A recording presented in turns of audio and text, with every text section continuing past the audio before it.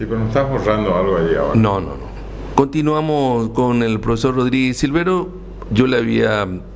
Quedó pendiente el tema de cuál es la política actual del Ministerio de Hacienda con respecto a ese boom económico la cual estaba mencionando recientemente.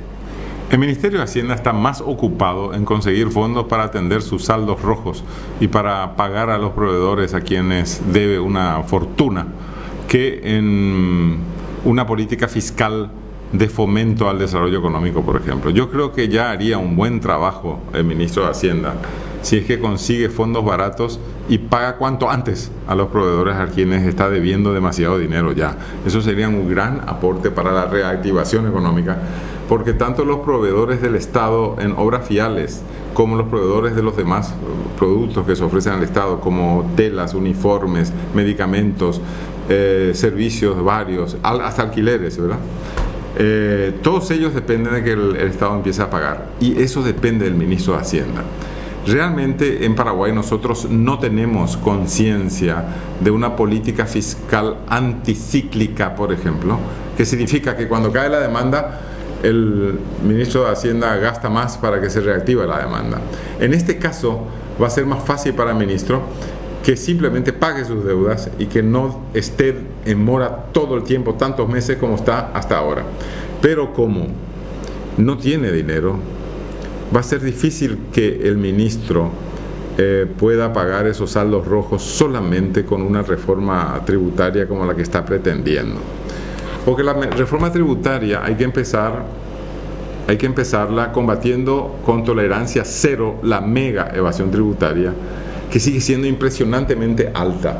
Las estimaciones de algunos técnicos extranjeros con algunos técnicos locales, yo estuve en un grupo de trabajo, es que la evasión tributaria representa la mitad del potencial recaudatorio del país. Eso significa que hay una evasión impresionantemente grande todavía, ¿no? Eso puede mejorar si es que el gobierno de Cartes realmente quiere mostrarnos un nuevo rumbo, ¿verdad?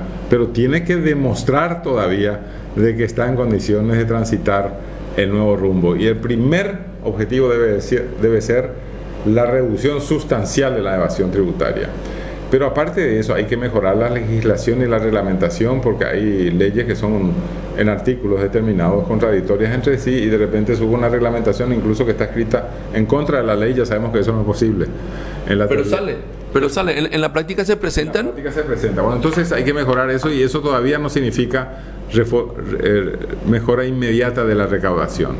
Y también es cierto que hay que poner énfasis en el mejoramiento de los impuestos para las ganancias de los bancos, de las grandes empresas cerealeras y de los grandes establecimientos ganaderos que son exportadores, sin asustar a los inversores, simplemente demostrar que se está cobrando poco y que se puede cobrar un poco más, sin que eso sea un drama.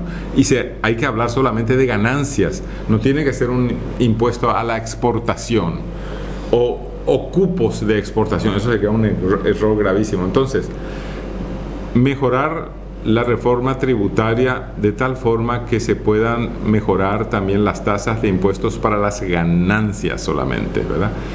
Pero eso, aunque tenga éxito mayoritario en el Congreso y se lo pueda sancionar, que no es seguro, y aunque haya sido promulgada esa ley, va a mejorar la recaudación solamente en 2 años o 3. El ministro de Hacienda necesita dinero ahora, en este mes de marzo. O ayer. Ayer, sí. Ni qué decir en abril y mayo. Ese es el drama del ministro de Hacienda, porque este año va a aumentar mucho más todavía el déficit fiscal.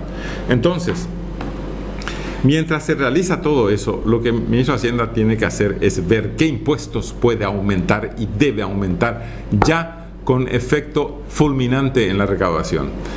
El impuesto selectivo al consumo puede lograr eso, pero necesita el apoyo del Parlamento para aumentar las tasas, por ejemplo, del tabaco y de las bebidas alcohólicas.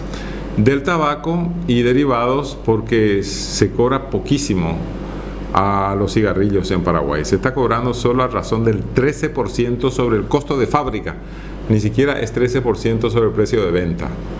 En comparación, los países de nuestra región están cobrando 6-7 veces más por el cigarrillo, porque es un producto adictivo, daña la salud, mata con el tiempo, no solamente al que fuma, sino también al que le acompaña, al que le acompaña en su ambiente. Es increíble, eso está demostradísimo. O sea que por razones de salud, pero también de recaudación, el ministro de Hacienda haría muy bien en aumentar las tasas de impuestos selectivos al consumo, al tabaco y derivados. No importa que el presidente de la República sea propietario de una de las tabacaleras más grandes del país. Yo sé que el presidente de la República va a querer dar ejemplo y va a pagar esos impuestos con mucho gusto. Pero ya hay un proyecto y sin embargo ya hay quejas. Y ya hubo, de acuerdo a la información periodística de ayer y ayer y el de hoy, quiere aumentar el IVA, quiere aumentar el impuesto al consumo. Pero yo te quiero analizar eso. Sí. Solamente quiero decir qué es lo que debe hacer de inmediato para tener dinero ahora. No solamente cobrar más impuesto al tabaco y a las bebidas alcohólicas. Hay que explicar también luego las bebidas alcohólicas. Las tasas de impuestos sobre las bebidas alcohólicas están entre el 9 al 12% nomás, según que sea cerveza o vino o whisky o champaña, ¿verdad? Pero resulta que eso también está 6 veces por debajo de lo que se cobra en la región.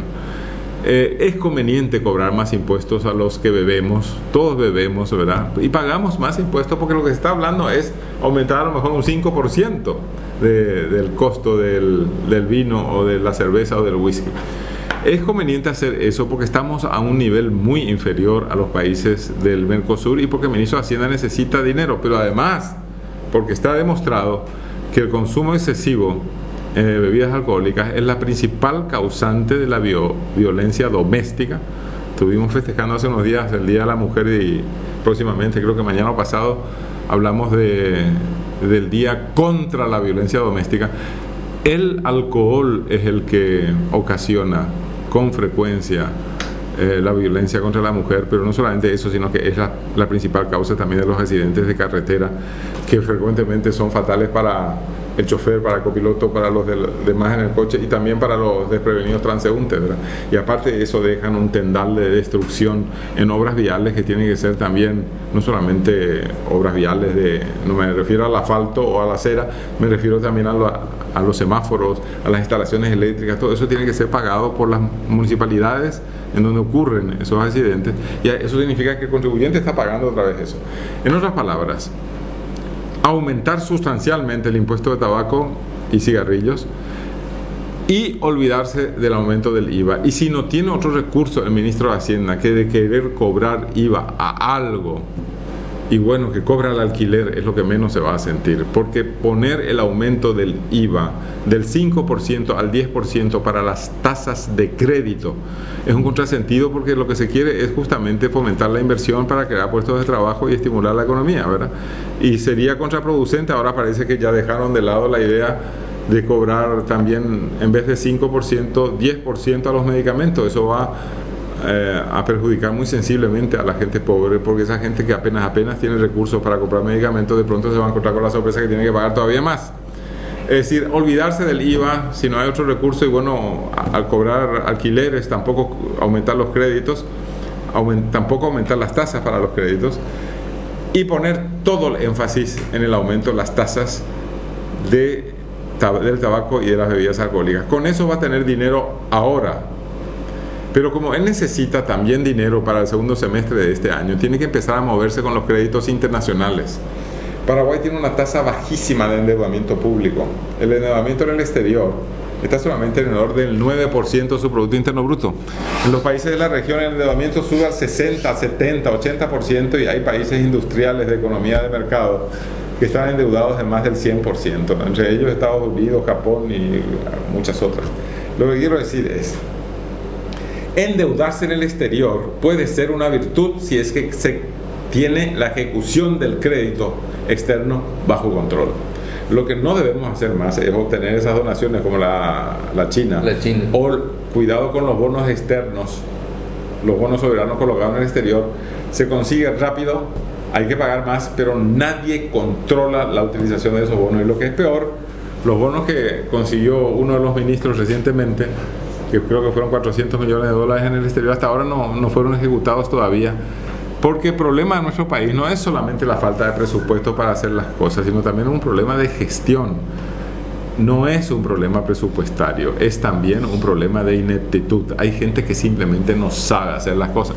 A veces ocurría eso en el Ministerio de Obras Públicas y Comunicaciones, que tiene un presupuestazo, pero resulta que ejecutaban solamente el 70 o el 80% del presupuesto porque no le daba el cuero para construir más. Claro. Bueno, entonces, en otras palabras, el tema es complejo, pero vale la pena gastar neuronas para ver cómo solucionar el problema. El ministro de Hacienda tiene un puesto clave en eso, pero tanto más importante es la política del Banco Central. Afortunadamente, hay muy poco que decir sobre la política del Banco Central, porque estos muchachos, por encima de todos los gobiernos de turno, todos los que estuvieron en el Banco Central, me refiero no solamente al presidente, sino al directorio del Banco Central, siempre tuvo una actitud moderna en términos de política monetaria, cambiaria y crediticia. Es poco lo que se puede decir. Lo único que se podría decir es que tienen que ser más proactivos en la concesión de créditos. Como el Banco Central influye indirectamente en la tasa de los créditos, a nosotros nos conviene que las tasas de crédito sean relativamente asequibles para que la inversión tenga un auge impresionante en el país. Pero un representante del Banco Central me va a decir enseguida, sí, pero si nosotros fomentamos demasiado el crédito en épocas de inflación, la inflación va a aumentar aún más. Bueno, y ahí el Banco Central tiene que equilibrar simplemente o calibrar bien. Las tasas de regulación monetaria son el instrumento con el cual el Banco Central estimula los créditos o los frena. Si la tasa de inflación en este año va a estar en un 5%, creo que el Banco Central hará bien en prestar atención a la tasa de inflación para que no aumente más, pero que no reduzca las posibilidades de acceso a los créditos. Por eso que estoy en contra de que el ministro de Hacienda aumente el IVA en la tasa de créditos, porque los créditos ya están bien controlados con el Banco Central. No es necesario que entre en acción el Ministerio de Hacienda, y si el Ministerio de Hacienda necesita la recaudación, ya dijimos cómo obtenerla.